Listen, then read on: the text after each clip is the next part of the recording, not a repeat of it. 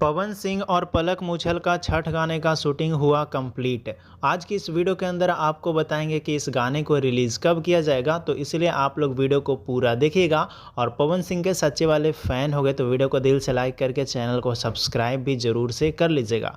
तो देखिए, बीते रात पवन सिंह का एक और छठ गाने का शूटिंग कंप्लीट कर लिया गया है, जिसके अंदर पावर स्टार पवन सिंह का आवाज़ सुनने को मिलेगा आपको, और साथ में फीमेल सिंगर पलक मुछल जी का आवाज़ आपको सुनने को मिलेगा। तो बता दें आप सभी को, 10 साल बाद यह जोड़ी वापसी की है और बहुत ही हिट सॉन्ग लेकर के आ रही है यह जोड़ी।